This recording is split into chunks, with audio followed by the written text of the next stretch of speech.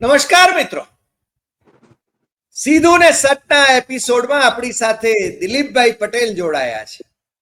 દિલીપભાઈ, આપનું સ્વાગત છે. આમ તો દિલીપભાઈ નો પરિચય કોઈ આપવાનો હોય નહીં. ગુજરાતના ધુઆધાર પત્રકાર છે, તંત્રી છે, આખા બોલા છે, સાચા બોલા છે, અને એટલા માટે કોને શું લાગે છે એની ચિંતા કર્યા વિના સાચી વાત કેવી એ છે ને દિલીપભાઈ હંમેશા કરતા રહ્યા છે. અને આપણને એવા માણસો ગમે છે, સીધું ને સટ કહેનારા. દિલીપભાઈની સાથે આજે જે વાત કરવી છે એ કોંગ્રેસના નવા પ્રદેશ પ્રમુખ અમિત ચાવડા એ દિલ્હીથી પધાર્યા અને એમનું સ્વાગત કરવા માટે જનમેદની ઉમટી એરપોર્ટ પર એના દ્રશ્યો તો અમે જોયા. અપેક્ષાઓ ઘણી બધી હશે કાર્યકર્તાઓની, હોદ્દાઓની લાણી કેટલી કરી શકશે એ ખબર નથી. આમ તો કોંગ્રેસની અંદર કે ભારતીય જનતા પાર્ટીમાં દિલીપભાઈ 25 ઉપપ્રમુખો અને એનાથી વધારે છે ને મહામંત્રીઓ કરવામાં આવે છે. એટલે ખરેખર છે ને એમાં કોને કેટલું વજન મળે છે તો ખબર નથી, કયું વજન એમને ખપે છે એ ખબર નથી. કારણ કે આમ તો વજન મુકાય એવી અપેક્ષા એ બધા એમાં જોડાય છે રાજકારણમાં. તો પણ એટલું ચોક્કસ છે, તમે દિલીપભાઈ તમે મારી સાથે સંમત થશો કે અમિતભાઈ એક સજ્જન માણસ લાગે, એની પ્રકૃતિની રીતે સાદો સીધો માણસ લાગે. પણ આ રાજકારણમાં સાદા સીધા માણસોનું કામ છે ખરું? રાજકારણની જે આંટી ગુંટી છે, જે પ્રકારે રાજકારણ મોદી શાહ લઈ આવ્યા છે, અને એમાંય પાછા CR પાટીલે ગુજરાતમાં જે રાજકારણ ખેલ્યું, એમાં હવે અમિત ચાવડા અને તુષાર ચૌધરી, આમ તો તુષાર ચૌધરીની કોઈ વજૂદ છે નહીં, એ દક્ષિણ ગુજરાતથી ઉત્તર ગુજરાત તરફ ઉડીને આવ્યા છે અને ત્યાંથી ધારાસભ્ય થયા છે. પિતાજી અહીંયાથી હતા એટલે છે ને એ વારસો જાળવતા હોય. આમ તો બાપના નામે જ ઓળખાય છે, બીજી કોઈ ઓળખ તો છે નહીં. કેન્દ્રમાં મંત્રી રહ્યા અને ત્યાં દક્ષિણ ગુજરાતમાં એમણે કઈ ઉકાળ્યું હોય એવું નથી. એ બાબતમાં અમિત ચાવડાને વિશે તો આપણે વાત કરી શકીએ કે એને કમસે કમ એનો મત વિસ્તાર તો સાચવી રાખ્યો છે. ત્યાંની એપીએમસી, ત્યાંના લોકો, ઓબીસી ની વોટ બેંક, એના ઝોનલ સંમેલનો એ સક્રિય તો રહ્યા છે. પરંતુ જ્યારે આખું તંત્ર સડી ગયું હોય કોંગ્રેસનું, જ્યારે કતીર પીરજાદાઓ ફાટ થતા હોય, ત્યારે છે ને આ ભાઈ શ્રી જે મરતાને મર ન કે એવા અમિત ચાવડા એ કેટલું ઉકાળી શકશે એ ખબર નથી. પણ દિલીપભાઈ, આજે તમને અમે બહુ સ્પષ્ટપણે એટલી રિક્વેસ્ટ કરીએ છીએ કે તમે જે માનો છો, તમારું જે આકલન છે એ આકલન, કારણ કે સારા હોવું, દિલીપભાઈ સારા છે, હું સારો છું, અમિતભાઈ સારા છે, આપણે બધા સારા છીએ, આના ઢોલ પીટવાનો કોઈ મતલબ નથી. તમે કેટલા પરફોર્મર છો, રાજકારણમાં કેટલું પરફોર્મ કરી શકો છો એ વધારે મહત્વનું છે. અને અમિત શાહની સામે બે પડકાર છે ને સીધા આવી રહ્યા છે. અમિત ચાવડાની સામે મને અમિત શાહ કેમ આવ્યા કરે છે? કારણ કે આપણામાં છવાઈ ગયા છે શાહ અને મોદી. એટલે અમિત ચાવડા, ઘણી વખતે કદાચ અમિતભાઈના નામે અમિત ચાવડાનું નામ પણ છે એ જ રીતે લેવાતું હશે. પણ બિચારા એમની દયનીય પરિસ્થિતિ છે. આમ તો કોંગ્રેસમાં હતા, કોંગ્રેસના ધારાસભ્યના નેતા પણ હતા, ત્યારે વિરોધ પક્ષનો નેતાનો હોદ્દો મળ્યો નહીં. અને પાછા 2027માં રાહુલ ગાંધીએ કહ્યું છે કે ગુજરાતમાં અમે છે ને સરકાર બનાવવાના છીએ. દિલીપભાઈ, વિધાનસભાને તો હજુ વાર છે 2 વર્ષની, પણ એ પહેલા તો મહાનગરપાલિકાઓની ચૂંટણી આવવાની છે. તમને શું લાગે છે દિલીપભાઈ? જો હરિભાઈ, પેલી વાત તો એ કે સરકાર બનાવવી હોય કોંગ્રેસે તો પહેલા તો જે શહેરી મતદારો છે કે જે લગભગ 50% મતદારો છે, માનો કે આપણે ગુજરાતમાં 6.25 કરોડ જેવા મતદારો આપણે ગણીએ, 6.25 કરોડની આસપાસ, તો એમાંથી 3-3.25 કરોડ મતદારો તો શહેરના મતદારો છે. તો ત્યાં કોંગ્રેસનું પ્રભુત્વ કેટલું? પેલો સવાલ એ છે કે તમે જે બહુ સારો પ્રશ્ન પૂછ્યો કે હવે પહેલી ચૂંટણી તો મ્યુનિસિપલ કોર્પોરેશન્સની આવવાની છે. 17 મ્યુનિસિપલ કોર્પોરેશન છે, એમાંથી 15ની ચૂંટણી આવવાની છે, ગાંધીનગર અને જુનાગઢને બાદ કરતા. તો આ જે થવાનું છે એમાં ઓછામાં ઓછા જે મતદારોને પોતાની તરફ આકર્ષી શકે એવી એમની સંગઠનનું માળખું છે ખરું? નથી. અત્યારે માત્ર ને માત્ર 8 મ્યુનિસિપલ કોર્પોરેશનમાંથી 6માં જ એના પ્રમુખ તરીકે કામ કરી રહ્યા છે. તો બાકીના જે છે 17 મહાનગરો ઉપર ખરેખર તો એના સિટી પ્રેસિડેન્ટ હોવા જોઈએ, નથી હજુ નિયુક્ત કરી શક્યા. તો આ કંટ્રોલ કરવું, એને મતદારોને પોતાની તરફ આકર્ષવા, એ બધું કરીને જો એમાંથી ઓછામાં ઓછી 80 બેઠકો જે માનો કે આપણે ગણી લઈએ કે શહેરી વિસ્તારોની 80 થી 85ની આસપાસ આપણે ગણી લઈએ તો ધારાસભાની, હા, તો એ ધારાસભાની બેઠકો જો એને મેળવવી હોય તો આ મ્યુનિસિપલ કોર્પોરેશન એને જીતવી જ પડે. આજે એક પણ મ્યુનિસિપલ કોર્પોરેશન અત્યારે નથી કોંગ્રેસ પાસે, એક પણ નથી. તો આમાં કઈ રીતે સરકાર બનાવશે? સવાલ એ આવે છે. અને એટલા માટે સૌથી મોટો પડકાર જો કોઈ અમિત ચાવડા પાસે હોય તો એ છે કે શહેરી મતદારોને પોતાના તરફ કઈ રીતે આકર્ષવા. અને 2027 સુધીમાં એની પાસે એવો કોઈ પ્લાન પણ નથી કે આ શહેરી મતદારોને પોતાની તરફ આકર્ષી શકે. તો જે પહેલી સરકારો જે બનવાની છે આ નાના નાના શહેરોથી લઈને મોટા શહેરોમાં, આ સરકારોમાં પોતાની સરકાર ક્યાં બનાવશે? માનો કે સરકાર ન બનાવી શકે તો પણ જે વિરોધ પક્ષના મજબૂત નેતા, માનો કે અમદાવાદમાં આપણે કહી શકીએ કે મજબૂત નેતા છે, જે રીતે સુરતમાં આમ આદમી પાર્ટી પાસે મજબૂત નેતા છે, એ રીતે અમદાવાદમાં કહી શકીએ આપણે મજબૂત નેતા છે, અને કંઈક અંશે વડોદરામાં પણ છે. તો આવા કેટલા શહેરો એની પાસે છે કે જ્યાં એને મજબૂત નેતા, વિપક્ષના નેતા તરીકે ચૂંટાઈ આવે, ત્યાં પોતે સ્વતંત્ર રીતે મહાનગરપાલિકામાં બનાવી એવી અત્યારે તો મને તો કોઈ શક્યતા દેખાતી નથી. કારણ કે હવે ટૂંક સમયમાં જેની ચૂંટણી આવવાની છે ને ચૂંટણીલક્ષી જાહેરાતો સરકાર કરી રહી છે. હમણાં જે આજે જે ગઈકાલે જે એવોર્ડ અપાયા, આજે એવોર્ડ અપાયા મહાનગરોના સ્વચ્છતાના, તો એ આ ચૂંટણી કેમ્પેનના ભાગરૂપે જ છે. એમાં બીજું કશું જ નથી. રાષ્ટ્રપતિને હાથે ભલે આપવામાં આવ્યા હોય. તો ભારતીય જનતા પાર્ટી એક પછી એક શહેરોના બજેટ વધારી રહી છે, શહેરી મતદારોને પોતાની તરફ ખેંચવા માટેના તમામ પ્રયત્નો કરે છે. રાતોરાત ખાડાઓ પૂરી દે છે. જે ખાડાઓ થઈ ગયા હતા 80-90 હજાર ખાડા તો શહેરી વિસ્તારોના હતા, તે બધા પૂરી દે છે. રોડ સારા ક્ષમતા કરવાના પ્રયત્ન કરે છે. તો આ જે મતદારોને આકર્ષવા માટેની એની પાસે પ્લાન છે ભાજપ પાસે, એવો પ્લાન કોંગ્રેસ પાસે ક્યાં છે? પહેલી વાત તો એ છે કે દરેક જે શહેરી વિસ્તારો છે એમાં આંદોલનો હોવા જોઈએ. એટલા બધા પારાવાર પ્રશ્નો છે શહેરી વિસ્તારોના કે એને પોતાના મતદારોને ખેંચવા માટે લોકોની વાત કરવી પડે. પણ આજે કોણ કરી રહ્યું છે? ક્યાંય મને તો એવો અવાજ દેખાતો નથી. જે રીતે સુરત આખું ગુમાવી દીધું, સુરત શહેર, સુરત જિલ્લો ટોટલી લોસ્ટ છે.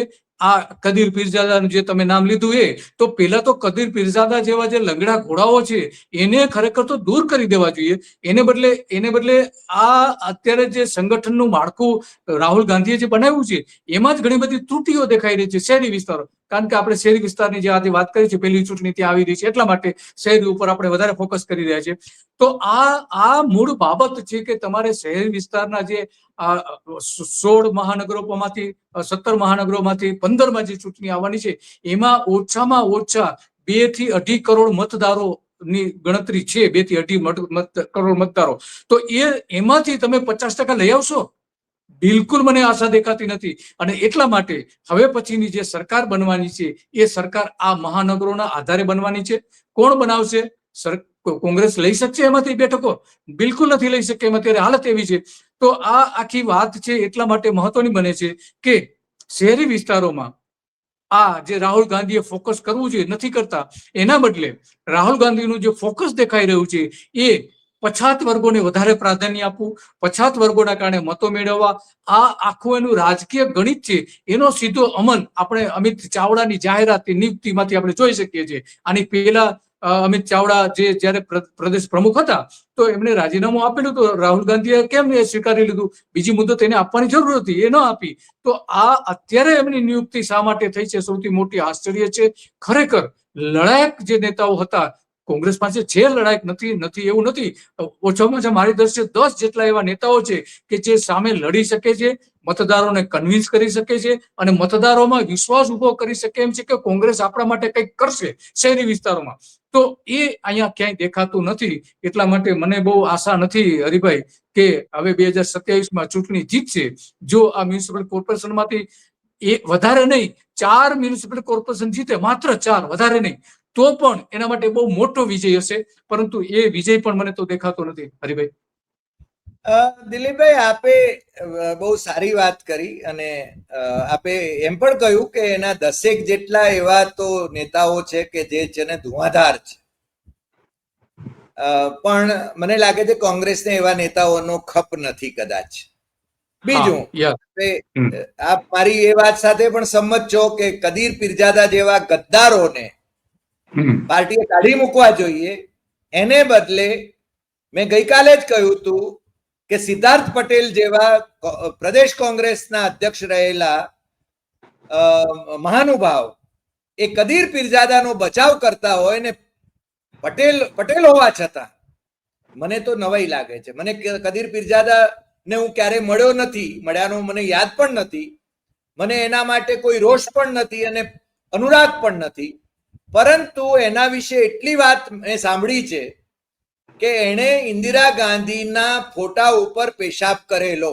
હવે આ સાચી છે કે નહીં એ ખબર નથી, પણ સોનિયા ગાંધીએ એને પક્ષમાંથી કાઢી મૂકેલા અને અહેમદ પટેલે સુનિલ દત્તની મધ્યસ્થીથી એને પાર્ટીમાં રખાવીને જે પાપ કર્યું છે એ પાપ આજે કોંગ્રેસને નડી રહ્યું છે.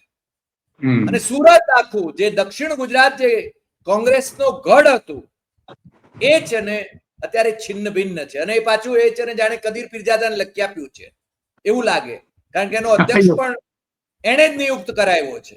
બીજું, 2 શહેરોના નામ તો હું બિંદાસ લઈ શકું એમ છું, વડોદરા અને અમદાવાદ, કે જ્યાં છે ને ભાજપના ઈશારે નાચનારાઓને જ અધ્યક્ષ બનાવવામાં આવે છે કોંગ્રેસના.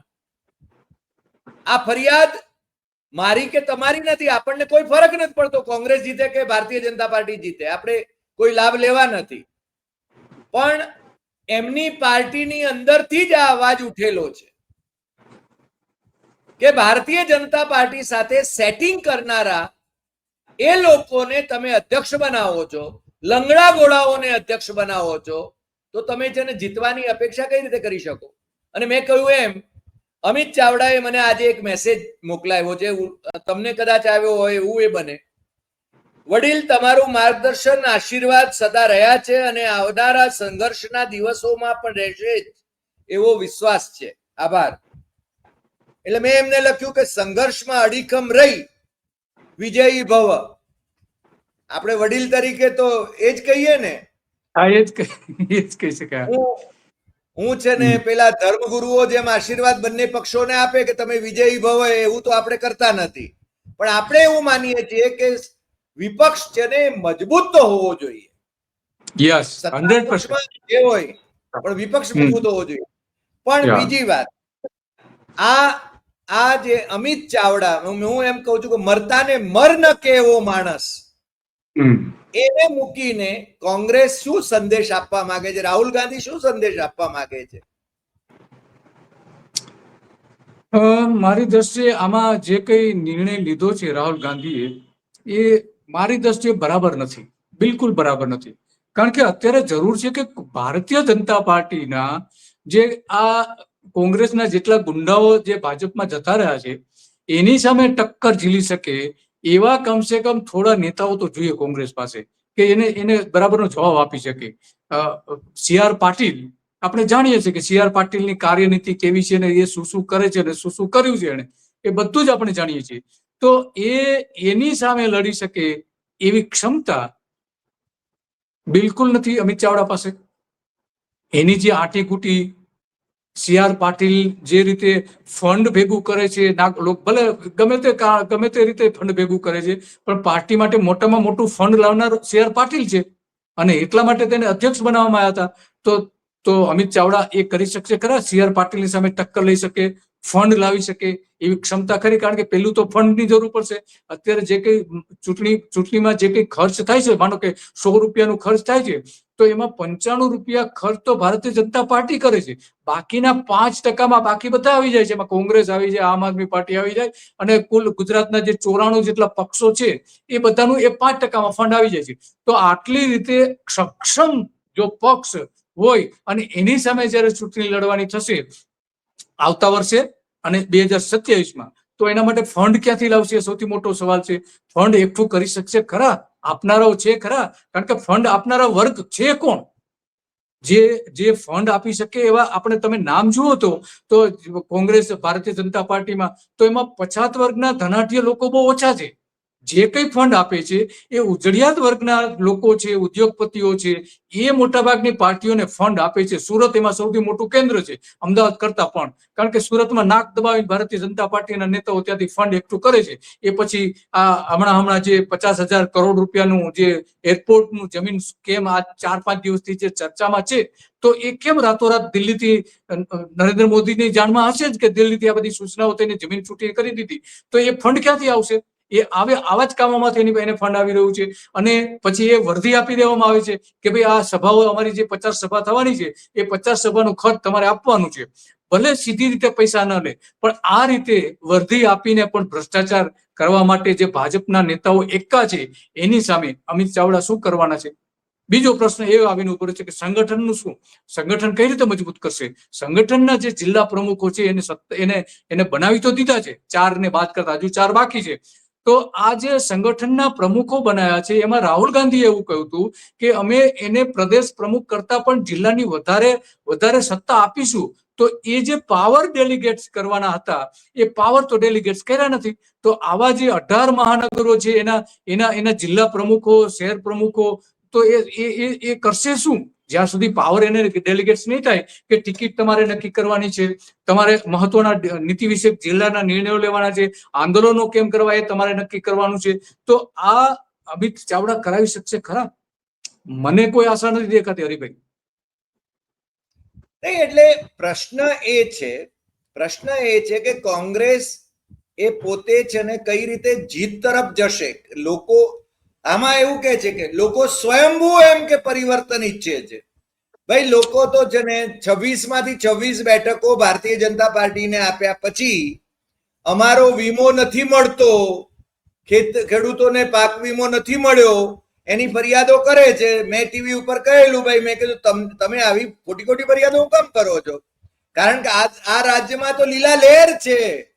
નરેન્દ્ર મોદીના શાસનમાં લીલા લહેર છે. કોઈને ફરિયાદ કરવાનો અધિકાર નથી. કારણ કે તમે છે ને 26માંથી 26 અને આ વખતે 26માંથી 25 ભારતીય જનતા પાર્ટીએ લોકસભામાં મોકલાવ્યા છે. જો અહીંયાથી ઓછા કર્યા હોત તો મને લાગે નરેન્દ્ર મોદી ત્રીજી વખત પ્રાઇમ મિનિસ્ટર ના બની શક્યા હોત. આપણે બધા સમજીએ છીએ. પણ ગુજરાતી લોકો એને તો છે ને ફરિયાદ કરે છે. આજે એક ભાઈનો ફોન આવ્યો સવારના પોરમાં કે અમારે ત્યાં છે ને અહીંયા બાવળિયા બહુ થયા છે. તો મેં કીધું હું કરું? હું આવીને વાઢી જાઉં? તમારા સરપંચને કહો તમે. મારું કામ છે? મુશ્કેલી શું છે કે બીજાના છોકરાને જતી કરવો છે, પોતે કશું નથી કરવું અને પોતાનો લાભ ખાટવો છે. પોતે તો હારા થવું છે. પેલા સરપંચને છે ને, સાહેબ તમે તો બહુ હારા માણસ હો, તમે તો બહુ હારા માણસ, પણ આ છે ને આ દિલીપ પટેલ છે ને તમારે વિશે આમ કહી રહ્યા છે, સમજ્યા? એટલે દિલીપ પટેલ છે ને બદનામ થાય.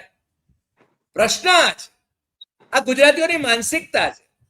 અને તમે જે ફંડની વાત કરી, હવે ફંડ ધારો કે કોઈ આપવા માંગે છે અને જો ખબર પડી ગઈ, ઉપર ખબર પડી ગઈ, એજન્સીઓને ખબર પડી ગઈ, ને જાસૂસો તો ચોફેર છે. નરેન્દ્રભાઈના શાસનમાં તો જાસૂસી તંત્ર બહુ જ જોરદાર છે. એટલે ફંડ આપતા પણ લોકો ડરે છે. તમે જાણો છો. અને બીજું, સૌરાષ્ટ્રના પટેલો, એમના થકી તો સુરતનો હીરાનો કારોબાર ચાલે છે. હવે એમાંથી એમણે એમનો ધંધો કરવો જ. કોંગ્રેસને મદદ કરવાની કેટલાની તાકાત છે, જે કોંગ્રેસ થકી જ આગળ આવ્યા છે અત્યાર સુધી તો. એટલે ફંડની એક વાત છે, ફંડ કરતા સંગઠન વધારે મહત્વનું છે. સંગઠન ક્યાં? અને તમે જે 10 જણાની વાત કરી, તો લોકો પૂછશે કે 10 જણા કોણ? થોડાક તો નામ આપો દિલીપભાઈ. જો એક તો મારી દ્રષ્ટિએ જિગ્નેશ એકદમ ફિટ માણસ કે જે લડી શકે છે. તમારે 50 વર્ગમાંથી જ જો મૂકવા હતા તો જિગ્નેશ કેમ નહીં? જિગ્નેશ મેવાણી, આ પહેલી વાત છે. માનો કે તમારે 50 વર્ગમાંથી નતા મૂકવાને, એની પરંપરા તમે જે એક માધવસિંહ સોલંકી જે શરૂ કરી અને ત્યારથી પાર્ટીનું પતન થયું છે, અત્યારે 12 બેઠકો ઉપર, વિધાનસભાની 12 બેઠકો ઉપર આવીને ઉભી રહી છે. તો એ જે પતન તમારે ચાલુ રાખવું હોય તો પછી આ બરાબર છે, નિયુક્તિમાં કઈ ખોટું નથી. કારણ કે 12 છે એ ઘટીને 9 થઈ જશે, એમાં બહુ કઈ બીજો કઈ તમારે ગુમાવવાનું નથી. મેં તો 7 કયા હતા પ્રભુ. તો એવું જ થશે. તો એમાં કઈ ગુમાવવા જેવું નથી. જે મહત્વના કહી શકાય, જેનીબેન છે, જેનીબેન લડી શકે એમ છે, એની પાસે દ્રષ્ટિ પણ છે, અને પોતે પ્રવાસ કરી શકે એમ છે આખા ગુજરાતનો. અને બીજું, એની પાસે અત્યારે કોઈ કામ નથી. જે કઈ કામ હતું એ તો લઈ લેવામાં આવ્યું છે. તો એ જેનીબેન ખરેખર જેની ઠુમ્મરની વાત કરો છો? હા, જેની ઠુમ્મર, અમરેલી. જેની ઠુમ્મર એ બહુ સારું કોમ્બિનેશન છે. માત્ર સૌરાષ્ટ્ર માટે નહીં, ઉત્તર ગુજરાત માટે પણ જેની છે ને બહુ સારું કોમ્બિનેશન છે. લંડનમાં ભણેલી છે જેની ઠુમ્મર, અને પરણેલી છે ઉત્તર ગુજરાતમાં ચૌધરી સમાજમાં, સંજયને પરણેલી છે. બંને જણા લંડનમાં ભણેલા છે. એટલે કે એ અર્બન એલિટ ક્લાસને પણ અટ્રેક્ટ કરી શકે એમ છે. તમારી એ વાત સાથે હું સંમત છું. બીજું, તમે જિગ્નેશની છાપ છે ને, મને લાગે છે મીડિયા વાળાઓ માત્ર દલિત નેતા તરીકે ઊભી કરે છે, પણ જિગ્નેશ બિચારો દુખી એ બાબતમાં છે કે છે કે હું તો દરેક સમાજને માટે હું લડી રહ્યો છું ને લોકો મને દલિત નેતા જ કયા કરે છે. ખરેખર તો એ લડાયક માણસ છે. તમારી એ વાત હું સંમત છું. બાકીના 8 કોણ? પછી તમને કહું, સુરત જિલ્લાના દર્શન નાયક. હા, એ લડી શકે એમ છે. એની પાસે દ્રષ્ટિ છે, એ ઘણું બધું કરી શકે એમ છે. ચોથું આપણે નામ આપવું હોય તો દ્વારકાના જે જિલ્લા પ્રમુખ બનાવ્યા છે, પાલભાઈ આંબલિયા, એ કરી શકે એમ છે. હા, તો આ 4 નામ તો આપણે તરત જ આપણે મોઢે આપણે કહી શકીએ કે આ 4 લોકો એવા છે કે જે કોંગ્રેસનો ઉદ્ધાર કરી શકે એવી ક્ષમતા એમની પાસે છે. તો આ ખરેખર તો તમારે નવો જ ચહેરો લાવવાની જરૂર હતી. એને બદલે આ ઘસાઈ ગયેલા વારસાગત જે તમે ગાદી આપતા આવ્યા છો, એમાંની બંને વારસાગત ગાદી છે બંનેની, તુષાર ચૌધરી અને અમિત ચાવડાની. તો એના બદલે તમે નવા ચહેરાને સ્થાન આપ્યું તો કંઈક લોકોમાં એક નવી આશા ઉભી થાય. આ જ ઘસાયેલા ચહેરા કે જે તમે એને લંગડા ઘોડા કહો છો, લુલા ઘોડા કહો છો, લંગડા કહો છો, અને ઘણા બધા ઘોડાના નામ આપો છો, તો આ તમે તો કંઈક જુદું જ કરી રહ્યા છો. શા માટે આવું કરે છે એ સવાલ નથી. તો આવા ઘણા બધા નામ આપી શકાય એમ છે. અત્યારે તાત્કાલિક જે નામ આપવા હોય તો આવા પરેશ પણ છે, પરેશ ધાનાણી પણ છે. એક જામનગરના આપણા સાંસદ રહી ચૂકે વિક્રમ માડમ. વિક્રમભાઈ તો મને લાગે છે રાજકારણ છોડી દીધું હોય એવું લાગે છે હવે. નહીં, વિક્રમ માડમનું હવે કોઈ અસ્તિત્વ ત્યાં નથી, સિવાય કે રિલાયન્સનો જે ટેકો મળી રહેશે એટલા પૂરતું અસ્તિત્વ છે. બાકી કાકા અને ભત્રીજી બંને એક જ છે. એટલે એ તો બહુ સારામાં સારું કર્યું કે જેમ બને એમ ઝડપથી પોતાનું રાજકારણ છોડી દે, એ કોંગ્રેસના હિતમાં છે. એટલે એ તમે વાત સાચી છે, પણ એનું ત્યાં પ્રભુત્વ નથી તો આખા ગુજરાતમાં કઈ રીતે ઉભું કરી શકશે? પેલી વાત આ છે. તો બીજા એવા ઘણા બધા લડાયક નેતા છે કે જે આજે લડે છે, સામે થઈને લડે છે. ઉત્તર ગુજરાતમાં આપણે આદિવાસીમાંથી હેમાભાઈ ચૌધરી છે, ધારાસભ્ય અનંત. મને તો એવી અપેક્ષા હતી કે વિધાનસભા પક્ષના નેતા તરીકે અનંત પટેલ લાવશે. એવી અપેક્ષા હતી. એનું તો પ્રદેશ પ્રમુખ તરીકે પણ નામ ચર્ચામાં હતું. નામ હતું જ. હા, હા તો અને Tushar he is a Tushar fighter. Chaudhary કરતા હા તુષાર ચૌધરી કરતા એનું પરફોર્મન્સ સારું હોય કારણ કે તુષાર Yes. ચૌધરી અત્યારે બનાસકાંઠામાં જે બનાસ ડેરીમાં જે આંદોલન ચાલી રહ્યું છે તો ત્યાં જાય છે પણ સાબરમાં. અને સોરી સાબર ડેરી સોરી તો એ ત્યાં આંદોલન કરવા માટે જાય છે પરંતુ શું બોલવું કેમ બોલવું શા મુદ્દાઓ છે ખરેખર શું તકલીફ છે એ બધી વ્યવસ્થિત જે વાત કરી શકતા પણ નથી તો એ વિધાનસભામાં કઈ રીતે ફાઇટ આપશે આ બધા જે અત્યારે બધા જે પાવરફુલ નેતાઓ છે સત્તા અને સંપત્તિ બંનેની રીતે તો કઈ રીતે એની સામે મુકાબલો કરી શકીએ એ મોટો સવાલ છે અમિત ચાવડા તો હજુ સાબર ડેરીના આંદોલનમાં તુષાર ચૌધરી છે જ નહીં. એ તો તો પેલા ત્યાં- બે કોંગ્રેસના અધ્યક્ષો જે છે એમની સાથે અને જશુભાઈ પટેલની સાથે માત્ર પ્રેસને સંબોધવા પૂરતા હતા ભાઈ.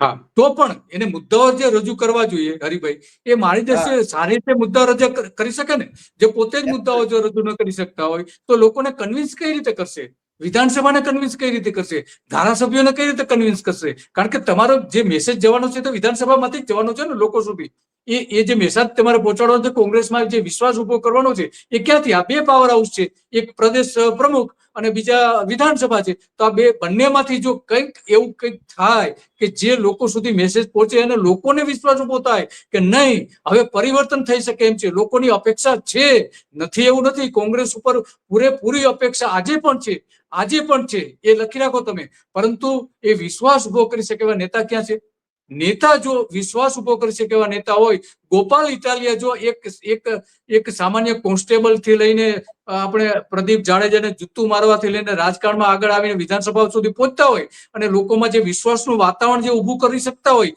તો કોંગ્રેસ પાસે તો આવા કેટલા બધા નેતાઓ છે કે જે લોકોનો વિશ્વાસ સંપાદન કરી શકે એમ છે મેળવી શકે એમ છે પરંતુ આ જ નેતાઓ એને આગળ આવવા દેતા નથી મૂળ સવાલ ત્યાં આવીને ઉભો રહે છે હરિભાઈ તો દિલીપભાઈ છેલ્લો સવાલ મારો એક છે તમને કોંગ્રેસમાંથી કયા નેતાઓને ઘર ભેગા કરવા જોઈએ અથવા રિટાયર કરી દેવા જોઈએ ગુજરાત કોંગ્રેસમાંથી પહેલા વહેલા તો ભરતસિંહ સોલંકીને છે ને એને કહી દેવું છે ભાઈ તમારો પાસપોર્ટ રિન્યુ કરાવી લો ન થયો હોય તો અને ઇંગ્લેન્ડ તમે જતા રહો પહેલું કે હવે તમારે કઈ જરૂર નથી પહેલું જ જો કોંગ્રેસને બચાવી હોય તો આ પહેલું કામ એને કરવાની જરૂર છે બીજા સિદ્ધાર્થ પટેલ કે એને જલ્દી જેમ બને એમ વિદાય આપી દો ત્રીજા કદીર પીરજાદા આવા તો અનેક નામ આપી શકાય એમ છે કે આવા 22 નેતાઓ એવા છે કે જે કોંગ્રેસનું નખોદ વાળી રહ્યા છે માનો કે ભાજપ સાથે ભળેલા નથી તો પણ કોંગ્રેસમાં રહીને કોંગ્રેસનું નખોદ વાળી રહ્યા છે અને કોંગ્રેસને આગળ આવવા દેતા નથી તો આવા તો કેટલા બધા નેતાઓ એવા છે કે જે કોંગ્રેસને જ નુકસાન કરી રહ્યા છે આ બધા જ નેતાઓને પોટલું વાળીને અરબી સમુદ્રમાં ફેંકી દેવા જોઈએ કે જાઓ તમારી ક્રેડિટ ત્યાં ગઈ તો જ કોંગ્રેસ આગળ આવી શકે એમ છે બાકી આમાં તો કઈ રીતે રાહુલ ગાંધી પાસે લોકોની અપેક્ષા હતી પણ રાહુલ ગાંધી આ જે આખી પ્રક્રિયા કરી એમાં મારે એ શબ્દ ન વાપરવો જોઈએ પરંતુ એમણે જે કર્યું છે એ આ રાજકીય જે પરિપક્વતા બિલકુલ નથી એક તો જે લંગડા ઘોડા કહીને કોંગ્રેસના જ નેતાઓને ઉતારી પાડી દીધા પછી એ જ નેતાઓને ચાલુ રાખો છો તમે તો આ જે દિલ્હીમાં બોલાવ્યા પાછા દિલ્હીમાં બોલાવીને ફોટો સેશન કર્યું ફોટો સેશન કરે છે તો હવે આમાં રાહુલ ગાંધીનો જે ભરોસો લોકોને ઉભો થયો હતો કે ના હવે કઈ કોંગ્રેસનું શુદ્ધિકરણ કરશે ને નવું લોહી લાવશે નવું લોહી તો બાજુ પર રહ્યું કે જૂનું જે લોહી હતું કે જે બ્લડ કેન્સરથી પીડિત હતું એ લોકોને ફરી લાવીને મૂકી દીધા છે તો આમાં હવે રાહુલ ગાંધી ઉપર જે થોડો ઘણો ભરોસો ઉભો થયો હતો એ પણ આમાં તૂટી ગયો છે તો આમાં કોના પર લોકો ભરોસો કરશે આ ભરોસો કરી શકે એવા હજુ પણ સમય છે એક વર્ષ પછી તમે સારા પ્રદેશ પ્રમુખ લાવો રાઈટ મને લાગે છે દિલીપભાઈ આપણે જે આજે ચર્ચા કરી આપણે જરા આપણી ચર્ચા થોડી તીખી લાગી હોય ઘણા બધાને કેટલાક કોંગ્રેસીઓને જેને દુઃખી થવા જેવી લાગી હોય કેટલાકના રિએક્શન્સ એવા હશે કે જાણે આપણે છે ને એમના માટે પંચાયત કરી રહ્યા છીએ પણ આપણને છે ને એમના માટે કોઈ રાગ દ્વેષ છે નહીં આપણે તો એક પક્ષ તરીકે વિપક્ષ તરીકે કોંગ્રેસ મજબૂત બને ધારો કે સત્તા પક્ષ તરીકે ભારતીય જનતા પાર્ટી હોય કે સત્તા પક્ષ તરીકે કોંગ્રેસ હોય તો પણ આપણે એમ માનીએ છીએ કે વિપક્ષ છે ને એ મજબૂત હોવો જોઈએ પ્રજાનો અવાજ બનવો જોઈએ એને બદલે આ લોકો તો મને લાગે છે સત્તાની લૂણ ખખડાવવા માટે જાણે હોય એ રીતે કામ કરી રહ્યા છે એની એક વ્યથા અને વેદના ચિંતા એટલા માટે હરિભાઈ થાય છે કે ગુજરાતનું હવે નખો જ જઈ રહ્યું છે, ગુજરાતની પ્રજાનું. કારણ કે સતત 30 વર્ષથી એક જ પક્ષ છે અને જે સડો કોંગ્રેસમાં પેસી ગયો હતો એના કરતા પણ ખતરનાક સડો અત્યારે ભારતીય જનતા પાર્ટીમાં પેસી ગયો છે અને હવે ગુજરાતને નુકસાન કરી રહ્યું છે. એટલે ચિંતા થાય છે. આપણે કોંગ્રેસ માટે પ્રેમ છે એવું નથી, પરંતુ Yes. લોકોના હિત માટે, ગુજરાતના હિત માટે કોંગ્રેસ આવે કે ના આવે એની સાથે આપણે કોઈ લેવા દેવા નથી. આમ આદમી પાર્ટી આવે કે ના આવે એની સાથે કોઈ લેવા દેવા નથી. સામ્યવાદી પક્ષો આવે કે ના આવે એની સાથે કોઈ લેવા દેવા નથી. પરંતુ ગુજરાતનું જે અહિત થઈ રહ્યું છે એટલે આ બધી પીડાઓ છે. હરિભાઈ, સાચી વાત છે. દિલીપભાઈ, આપે બહુ જ મોકળાશથી આજે જે વાત કરી એ બદલ આપનો ખૂબ ખૂબ આભાર. મને લાગે છે દર્શકો પણ આ ચર્ચાને માણશે અને એમના પ્રતિભાવો આપણને મોકલશે. બુદ્ધિથી વિચારીને મોકલે એવી અપેક્ષા કરું છું, કારણ કે માત્ર છે ને તમે આમ છો ને તમે તેમ છો એમ નહીં, પણ મુદ્દાસર વાત લખે એટલી આપણે અપેક્ષા કરીએ છીએ. આપણા મત કરતા જુદો મત એમનો હોઈ શકે. નમસ્કાર.